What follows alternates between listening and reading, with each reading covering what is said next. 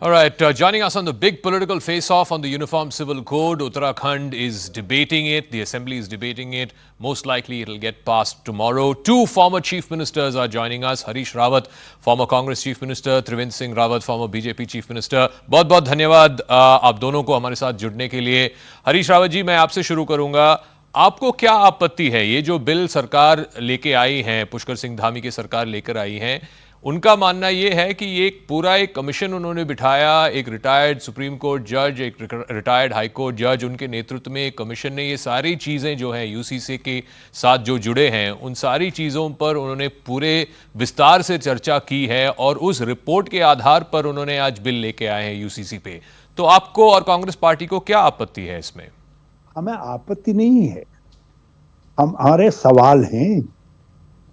सवाल लोकतंत्र में यदि विपक्ष नहीं पूछेगा तो फिर कौन सवाल पूछेगा? हमने पहला सवाल हमारा ये है कि यूनिफॉर्म सिविल कोड जैसा इसका नाम है, हमारे संविधान की directive principle of state policy में इसका उल्लेख है.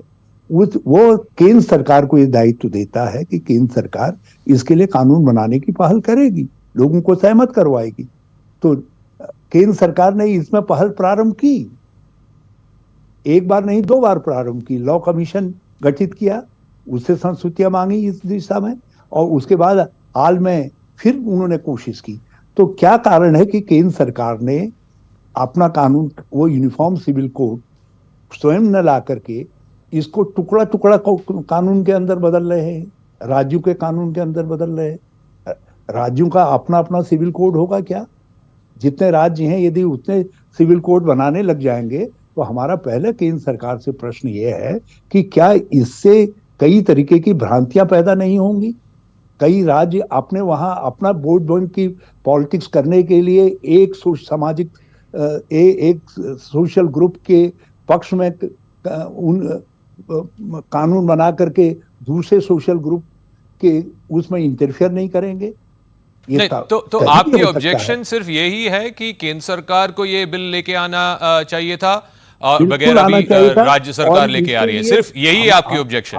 जी, हमारा सवाल उनसे है कि आपने ये टोकनिज्म का सहारा क्यों लिया?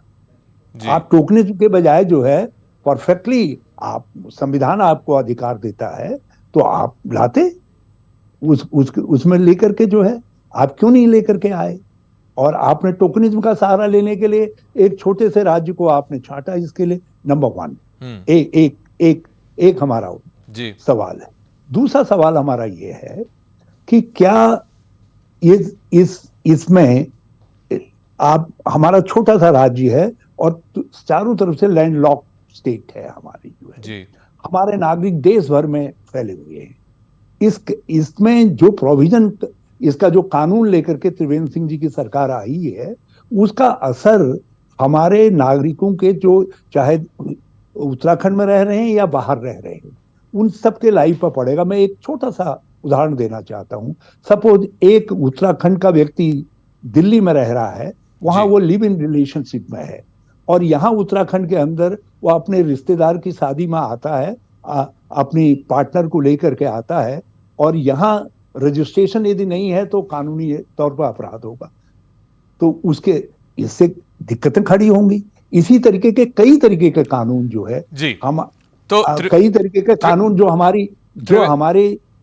हमारे यहाँ शादी ब्याह अगल अड़ोस पड़ोस में होते हैं, तो उनके ऊपर किस तरीके से इसका असर पड़ेगा वो ठीक है. वो है त्रिवेंद्र जी, ये सवाल का पहले जो सवाल का जवाब है वो दे दीजिए कि हरीश रावत जी और कांग्रेस का मानना ये है कि राज्य सरकार को कोई परमिशन ही नहीं है ऐसे एक कानून लाने के लिए, क्योंकि ये तो संविधान में आपको अमेंडमेंट करना पड़ेगा, ये तो केंद्र सरकार को करना पड़ेगा.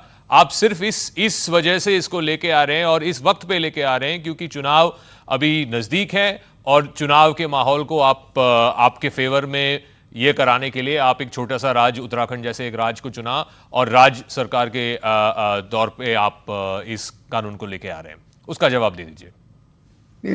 पहले बात तो मैंने समझा है कि रावत जी को प्रक्रिया से विरोध है, उनका विमत है उससे लेकिन जो यूसीसी है उससे वो सहमत हैं।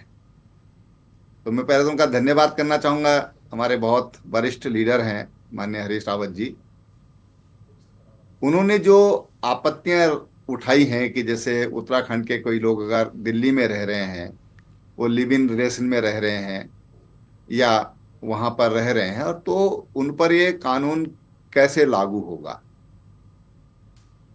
मैं समझता हूं कि अभी तो ये एक्ट बना है, अब उसके लिए आगे चल करके एक रणनीति बनेगी कि कैसे उसको इम्प्लीमेंट करना है। जो लोग बाहर हैं उनको कैसे उसके दायरे में लाया जाए। लेकिन आ, अच्छी बात यह है कि रावत जी भी यूसीसी से सहमत हैं, और भारतीय जनता पार्टी जनसंघ काल से ही इस कानून के पक्ष में रही है, और इसकी शुरुआत आज उत्तराखंड से हो रही है। मैं समझता हूं कि कई बार हम कोई चीज राज्यों में शुरू करते हैं तो अन्य राज्य भी उसका अनुसरण करते हैं। तो हम ये उम्मीद करते हैं कि जब हम एक देश की बात करते हैं, एक विधान की बात करते हैं, तो इससे हमारी जो देश की एकता है वो भी मजबूत होगी।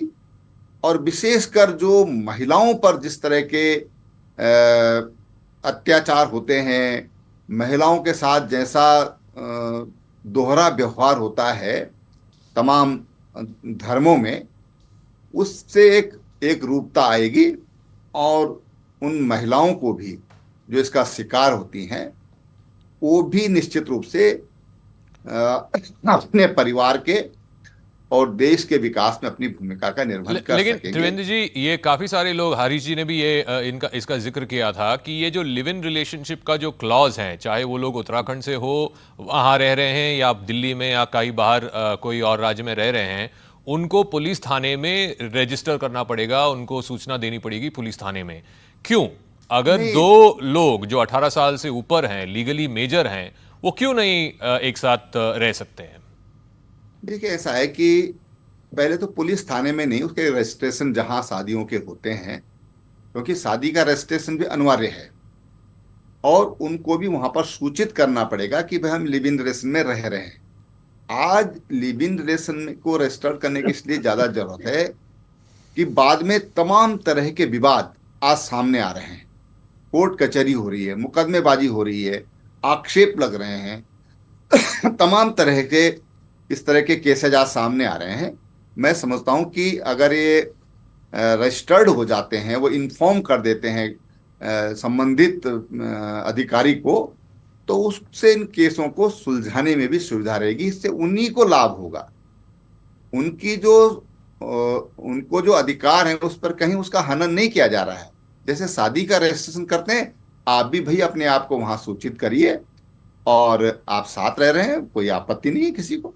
हरीश रावत जी, ये लिव इन क्लॉज के अलावा बाकी जो प्रावधान है इसमें, जैसे कि प्रॉपर्टी राइट्स या इनहेरिटेंस राइट्स, आदमी और औरत को एक ही राइट होना चाहिए।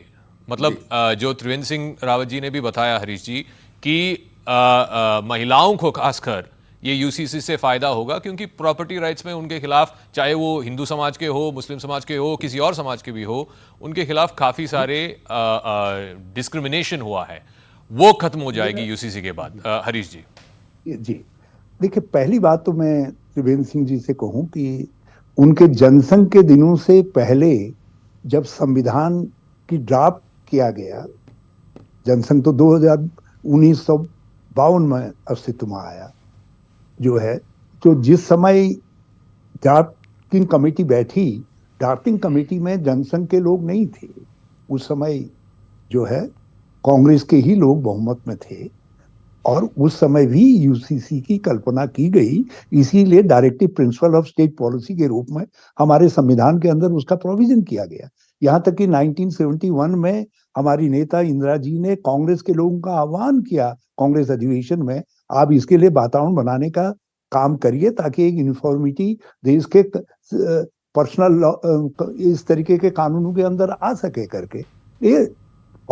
ये नहीं है हमारा सवाल। ये नहीं है कि ये हमारा सवाल ये है कि केंद्र क्यों नहीं लाए, यदि इतना ही अच्छा कानून था। जैसे ये उन्होंने ये बताया कि आपका राज्य के आपका जो ऑब्जेक्शन और है हम प्रक्रिया से है, आप लेकिन यू काइंडली प्रिंसिपल से लिसन, नहीं है। काइंडली क्या? मेरी मेरी पूरी बात को सुन लें। जी। दूसरी बात यह है कि हमारा मानना यह है, और ये शंका है हमारी, इसका समाधान इनको करना चाहिए। यदि राज्य जो है इसी तरीके से पर्सनल लॉज में हस्तक्षेप करने लग जाएंगे तो राज्यों में इसका दुरुपयोग होने की संभावना रहेगी। तो आप राज्य के बजाय ये कानून, इस अधिकार को केवल केंद्र की सरकार क्यों नहीं एक्सरसाइज ठीक है, कर रही है? यदि वो यदि बात मान ली यदि मान आपकी। लिया, मैं एक एक हाँ। Just I will give you an example. जी। मणिपुर का मैं एग्जांपल देना चाहता हूं। वहां मैतेई और कुकीज के बीच में झगड़ा है, और यदि मैतेई डोमिनेटेड गवर्नमेंट कुकीज के किस ट्रेडिशंस के अंदर हस्तक्षेप करने के लिए कोई कानून बना दे और पर्सनल यूनिफॉर्म सिविल कोड के नाम पर बना दे, और तो उससे आग और भड़केगी। और ये किसी भी राज्य में हो सकता है, कहीं भी हो सकता है। जी। अपने वोट बैंक की पॉलिटिक्स के लिए यूनिफॉर्म सिविल कोड का कोई भी राज्य सरकार दुरुपयोग कर सकती है, ये संभावना बनी रहेगी। तो ठीक। इसके लिए हमारे राज्य को क्यों चाटा गया कि हमसे ये शुरुआत हो? ये त्रिवेंद्र बजाय सिंह इसके जी, तो केंद्र इसके लिए क्या कानून क्या बनाता। क्या आप कैसे इसका जवाब देंगे कि चुनाव के ठीक 2 महीने पहले या 3 महीने पहले एक राज्य को चुना गया, देश के मतलब सबसे छोटे राज्यों में से एक है, उसको चुना गया, ये पॉलिटिकली डिवाइसिव एक चीज लेके आने के लिए। और दूसरी बात, जैसे हरीश रावत जी बता रहे हैं कि देखिए मणिपुर में क्या हो रहा है, अगर राज्य सरकार पर्सनल लॉज में इंटरफियर करना शुरू करेंगे तो फिर उसका प्रॉब्लम भी हो सकता है। नहीं, देखिए, पहली बात तो मैं बताऊं कि लगभग 20 महीने से इस पर चर्चा हुई है। सैकड़ों इसमें मीटिंगें हुई हैं, पब्लिक से के साथ बातचीत हुई है, उनके सुझाव लिए गए हैं, और उसके बाद तमाम जो कमेटी थी उसमें सुप्रीम कोर्ट के जज, हाई कोर्ट के जज और शिक्षाविद, सामाजिक कार्यकर्ता और प्रशासनिक अधिकारी, एक चीफ सेक्रेटरी लेवल के जो चीफ सेक्रेटरी रहे हैं, इस तरह के एक हाई पावर कमेटी या इसके लिए गठित की गई थी। और एक लंबे अध्ययन के बाद वो इस निष्कर्ष पर पहुंचे, और वो आज कानून की शक्ल में जनता के बीच में आ रहा है। जहां तक रावत जी का यह कहना है कि भाई देखिए इसको केंद्र को लाना चाहिए था, तो मैं समझता हूं कि एक शुरुआत करके कोई उत्तराखंड की सरकार ने कोई अपराध नहीं किया है। उन्होंने एक शुरुआत की है, और उस शुरुआत को इसी रूप में देखा जाना चाहिए, सकारात्मक रूप में देखा जाना चाहिए, और किसी के हितों को नुकसान न हो, इस दृष्टि से जो मैंने इसके बारे में अभी तक पढ़ा है, किसी को कोई नुकसान ना हो, किन्हीं की भावनाओं को कोई आघात ना पहुंचे, उस तरह के प्राविधान इसमें किए गए हैं। जी। अब ये बताइए कि मुस्लिम समाज में जो पुत्र है, बेटा है, उसके विरासतन उसके अधिकार अलग हैं, और जो लड़कियां हैं, जो महिलाएं हैं, उनके अधिकार भिन्न हैं। इसी तरह से है कि भाई 8 साल की लड़की अगर माना रजस्वला हो जाती है तो वो शादी के योग्य है, उसकी शादी हो जानी चाहिए, उस पर कोई रोक नहीं लगना चाहिए। ये तमाम तरह की चीजें हैं, देश की जनसंख्या की दृष्टि से भी, नियंत्रण की दृष्टि से भी, और दूसरा ये कि उन बच्चों के, उन विशेषकर जो लड़कियां हैं, उनके स्वास्थ्य की दृष्टि से, जी। उनकी शिक्षा की दृष्टि से, उनके सामाजिक उत्थान की दृष्टि से ये बहुत जरूरी जो प्राविधान किए गए हैं, मैं समझता हूं कि वो ओके। सही प्राविधान है। और उत्तराखंड से इसकी शुरुआत हुई है, तो इसके लिए उत्तराखंड सरकार को बधाई दी जानी चाहिए। ओके। त्रिवेंद्र सिंह रावत जी, हरीश रावत जी, बहुत बहुत धन्यवाद हमारे साथ जुड़ने के लिए। We will see how this plays out politically both in Uttarakhand as well as nationally. Thank you very much for joining us.